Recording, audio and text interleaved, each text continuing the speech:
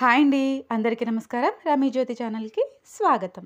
అఖిలకీల second season Nandini 103వ భాగంలోకి వెళ్దామా? ఇది చూసే ముందు భాగాలను చూడడం మర్చిపోవద్దు. ఇక కథలోకి వెళ్దాం. ఏంటి అందరూ ఏదో నేరస్తుని చూసినట్లుగా చూస్తున్నారు? మీకు నేను చెప్పింది నమ్మాలి అనిపిస్తే నమ్మండి, లేదంటే లేదు. కానీ నేను చెప్పేదే నిజం. ఇదే కారణం అని ఉక్రోషంగా అన్నాడు అభినందన్. అభినందన్ అలా కోపంగా మారిపోతుండడంతో విషయం ఏంటి తెలుసుకోవాలని అడిగాను. అంతే తప్పితే నీ మీద అనుమానంతో కాదు. ఇప్పుడు విషయం తెలిసింది కదా అంటూ నందిని వైపుకు చూసి, తెలిసింది కదా అభినందన్ నీకోసం ఎంతలా తాపత్రయపడుతున్నాడో. జరుగుతున్న అన్నిటికీ కారణం ఏంటో కూడా నీకు అర్థమైంది కదా. నీ భర్త ప్రేమను అర్థం చేసుకో అంటూ అభినందన్ వైపు చూస్తూ, మరి ఎప్పుడూ ఇలా ఇంట్లో ఉండడం ఎందుకు? పెళ్ళి అయ్యాక హనీమూన్కి వెళ్ళడానికి మీకు అవకాశం కూడా రాలేదు. ఇద్దరూ అలా ఎక్కడికైనా వెళ్ళి ప్రశాంతంగా తిరిగి రండి అని అంది అమల. అదేంటి అమ్మ ఇలాంటి ఐడియాలు ఇస్తుంది? కొన్ని రోజుల్లో నేను ఇంటర్వ్యూకి వెళ్ళాలని అమ్మకు తెలుసు కదా, అయినా ఇలా అంటుంది ఏంటి? ఇప్పుడు వీడు ఏం సమాధానం చెప్తాడు ఈ ప్రశ్నకి అనుకుని అభినందన్ వైపుకు చూసింది నందిని. ఎందుకత్తయ్య? ఏమీ వద్దు, నాకు ఎక్కడికి వెళ్ళాలని లేదు అని అన్నాడు అభినందన్. అదే ఎందుకు? నందినితో గడపాలని అనుకుంటున్నా అని అన్నావు కదా అని అడిగింది అమల. అందుకే ఇంట్లోనే ఉంటున్నా కదా అన్నాడు అభినందన్. ఎక్కడికైనా వెళ్తే ఇంకా ప్రశాంతంగా ఇద్దరే గడపొచ్చు కదా అంది అమల. లేదు, నేను వెళ్ళలేను అన్నాడు అభినందన్. అదే ఎందుకు అంది అమల. అమ్మా నాన్నలకు ఇద్దరికీ ఆరోగ్యం బాగోదు. వారిద్దరినీ వదిలి ఒంటరిగా వదిలేసి నాకు ఎక్కడికి తిరగాలని లేదు అన్నాడు అభినందన్. ఓ అదా నీ బాధ? దానిదేముంది?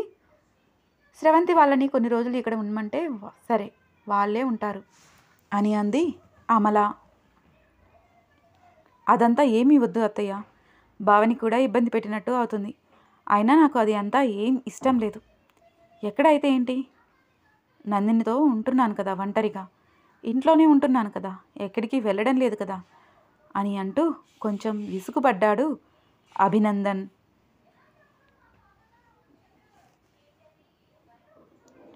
సరే సరే, ఇబ్బంది పడద్దు, నీ ఇష్టం అంటూ ఇక అభినందన్ని ప్రశ్నలు అడగడం మానేసింది అమల. అక్కడ ఉన్న వాళ్లకు మాత్రం ఒక్క విషయం మాత్రం స్పష్టంగా అర్థమైంది. అభినందన్ అందరి నుండి ఏదో విషయం దాచిపెడుతున్నాడు అని. 4 రోజులు గడిచిపోయాయి. ఇంటర్వ్యూ తేదీలని ప్రకటించారు. నందినికి అటు ముందు కాకుండా అటు వెనక్కి కాకుండా మధ్యలో పడింది. సరిగ్గా ఇంకొక 15 రోజుల్లో నందిని ఇంటర్వ్యూ. ఇక అమ్మకు చెప్పాల్సిందే, తప్పదు. ఫోన్లో మాట్లాడదామంటే కుదిరేలాగా లేదు. ఇంటికి వెళ్ళాలా, ఏం చేయాలి అని ఆలోచిస్తూ ఉంది నందిని. ఇంటర్వ్యూ తేదీలు పెట్టిన తర్వాత కూడా కొంచెం అనుమానంగా నందినిని గమనించాడు అభినందన్. ఒకవేళ నందిని సెలెక్ట్ అయి ఉంటే తను సంతోషంగా కనిపిస్తుంది కదా అనుకున్నాడు. కానీ ఎప్పుడు చూసినా దిగులుగా ఉండడంతో ఇక ఒక నిర్ధారణకు వచ్చేశాడు, తను సెలెక్ట్ అవ్వలేదు కాబట్టే అలా ఉంటుంది అని. ఇంకొక 10 రోజులు గడిచిపోయాయి. ఎప్పుడు చూసినా నందిని సెల్లో ఏదో చదువుతూనే కనిపిస్తూ ఉంది. వచ్చే సంవత్సరం కోసం చదువుకుంటుంది ఏమోలే అని అనుకున్నాడు అభినందన్. ఆ రోజు రాత్రి అందరూ భోజనాలు చేస్తుండగా, నేను అమ్మ దగ్గరికి వెళ్తాను అని అంది నందిని. అదేంటి ఇప్పుడు ఎందుకు అని అన్నాడు అభినందన్. ఇప్పుడు అప్పుడు అని ఏముంటుందిరా, తల్లి గుర్తొచ్చి ఉంటుంది. ఎంత దూరం వెళ్ళి వస్తుందిలే 2 రోజుల్లో అని అంది జగతి. లేదమ్మా ఇప్పుడు వద్దు అని అన్నాడు అభినందన్. అసలు నువ్వు ఇంట్లో ఉండి నీకు ఏం తోచక ఆ పిల్లను కూడా ఎటు వెళ్ళనివ్వడం లేదు. ఎటైనా వెళ్ళి రండి అంటే అలా కుదరదు అంట.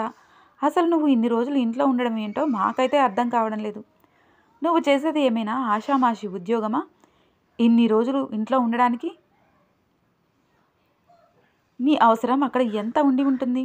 ముందు నువ్వు రేపటి నుండి ఉద్యోగానికి వెళ్ళు. ఆ లీవ్ క్యాన్సిల్ చేసుకొని. అప్పుడు నీకు నందిని ఇంట్లోనే ఉండాలి, నీతోనే ఉండాలి అని అనిపించదు. పోనీ ఏమైనా చిలక గోరింకల్లా ఉంటున్నారా ఎప్పుడు అంటే అదేమీ కాదు. ఎప్పుడూ రుసరుసలాడుకుంటూ తిట్టుకుంటూనే ఉంటారు. దానికి జీతం పోగొట్టుకుంటూ ఇంట్లో ఉండడం అవసరమా అని అంది జగతి. అందరికీ నేను ఇంట్లో ఉండే విషయం గురించి ఆలోచన మొత్తం. జాబ్కి వెళ్తుంటే అంతా బిజీగా ఉండి ఉండి నాకే చికాకు వస్తుంది. అందుకే ఇంట్లో ఉంటున్నాను. ఇంట్లో కూడా ప్రశాంతంగా ఉండనివ్వరు కదా, ఎలాగో వెళ్ళేదే కదా అంటూ కోపంగా అక్కడి నుండి వెళ్ళిపోయాడు అభినందన్. వాడు ఎందుకో కోపంగా ఉంటున్నాడు. ఒక 10 రోజులు పోయాక వెళ్దువులే, ఇప్పుడు అంత తొందర ఏం వచ్చింది? అంతగా గుర్తొస్తే ఫోన్ ఉంది కదా, ఫోన్ చేసుకుని మాట్లాడు అని అంది జగతి నందినితో.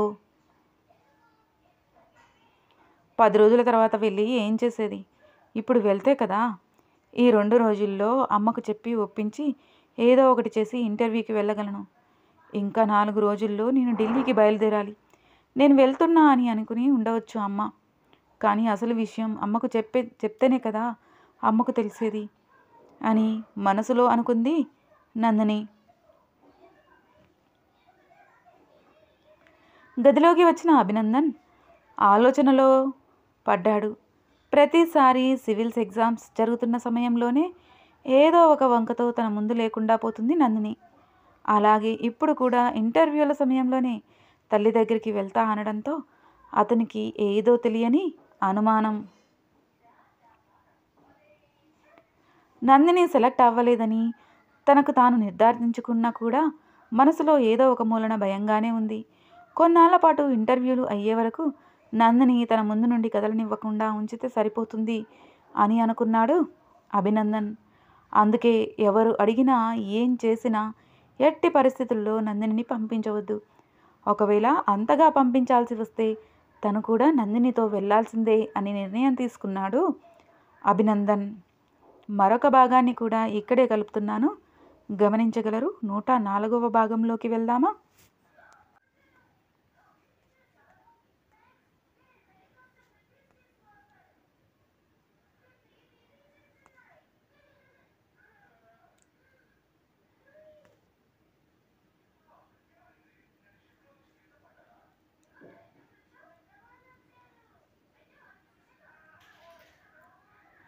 పనులన్నీ అయిపోయాక నందిని వచ్చి మంచానికి ఒక చివరన పడుకుంది.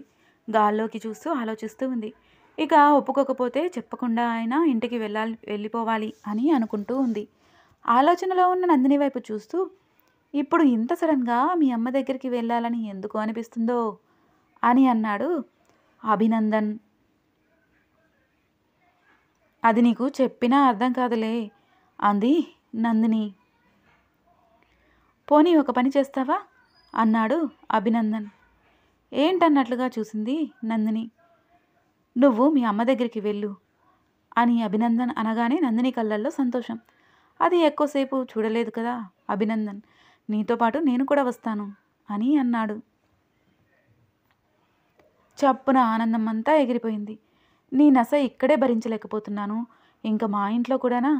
నువ్వు వచ్చేట్లుగా అయితే నేను వెళ్ళడం ఎందుకు? అదేదో ఇక్కడే ఉండడం బెటర్ అని అంది నందిని. అయితే ఇదే బెస్ట్, ఇప్పుడే చెప్తున్నా. నువ్వు వెళ్ళాలనుకున్నా, మీ అమ్మకు ఏదైనా అర్జెంట్ వర్క్ ఉన్నా, మీ చెల్లెళ్ళకు ఎవరికైనా కాళ్ళు పని చేయకపోయినా, కింద పడిపోయినా, నువ్వు వెళ్ళాలనుకుంటే మాత్రం నీతో పాటు నేను కూడా వస్తాను. కాబట్టి అలాంటి ఆలోచనలు ఏమైనా ఉంటే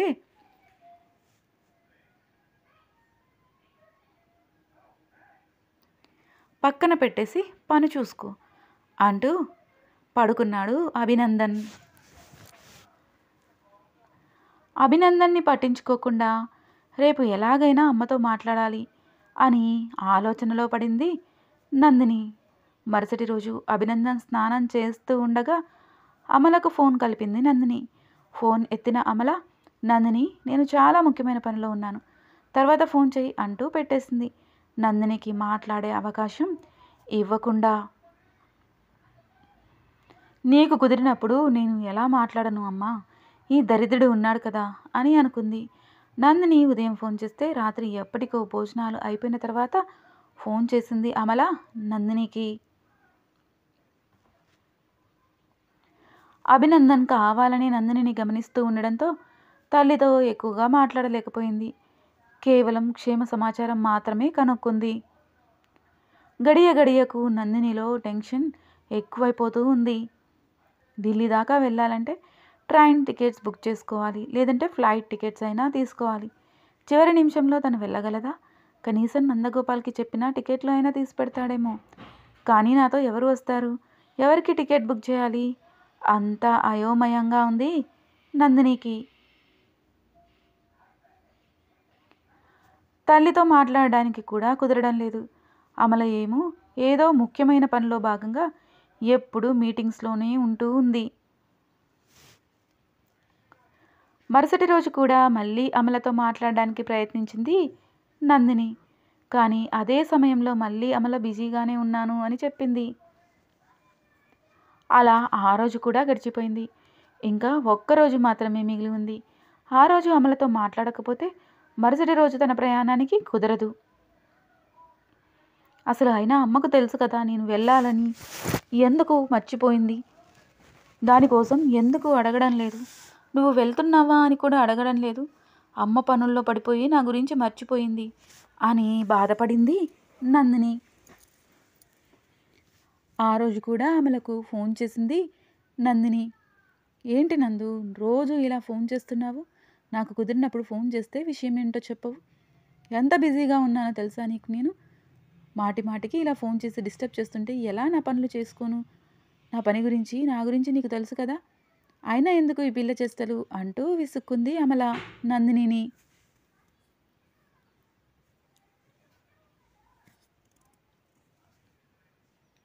తల్లి అలా మాట్లాడడంతో చాలా బాధగా అనిపించింది నందినికి. ఫోన్ పెట్టేసి దిగులుగా కూర్చుంది. రేపు బయలుదేరాలి ఎలాగైనా. నందగోపాల్తో మాట్లాడాలి. అమ్మకు గుర్తుందో లేదో అసలు మాట్లాడే అవకాశం ఇవ్వడం లేదు. ఇప్పుడు నందగోపాల్తో మాట్లాడాలంటే కుదరదు. రాత్రికి మెసేజ్ చేస్తాను. ఏ టికెట్స్ దొరకపోయినా కారులో వెళ్ళినా ఎల్లుండికల్లా వెళ్ళిపోతా అని అనుకుంది నందిని. అభినందన్ నుంచి కాస్త వెసులుబాటు దొరికినప్పుడల్లా వెళ్ళి తనకు కావలసిన వస్తువులను బ్యాగ్లో సర్దుకుంటూ ఉంది. బీరువాలో నుండే సర్టిఫికెట్లు, ఒక 3 జతల బట్టలు, తను దాచుకున్న కాస్త డబ్బు అన్నీ సర్దేసుకుంది.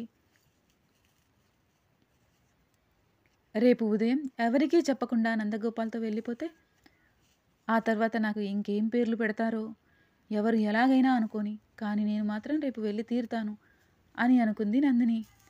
నందిని మాటి మాటికి గదిలోకి వెళ్ళి ఏదో చేస్తుంది అని అర్థమవుతోంది అభినందన్కి. కానీ అది ఏంటో మాత్రం కనిపెట్టలేకపోతున్నాడు. నందిని ఫోన్ చూడడానికి పర్మిషన్ అవసరం లేదు. డైరెక్ట్గా తీసుకుని చూసేస్తాడు. కాబట్టి ఆ ఫోన్ తీసుకొని 2-3 సార్లు అంతా వెతికాడు. ఎక్కడ ఎవరితో మాట్లాడినట్టు కానీ ఎలాంటి మెసేజ్లు కానీ కనిపించలేదు. తను కూడా ఎప్పుడు కనిపెడుతూనే ఉన్నాడు. ఎవరితో మాట్లాడినట్లుగా అనిపించలేదు. కానీ ఏదో చేస్తుంది. అది ఏంటో అర్థం కావడం లేదు.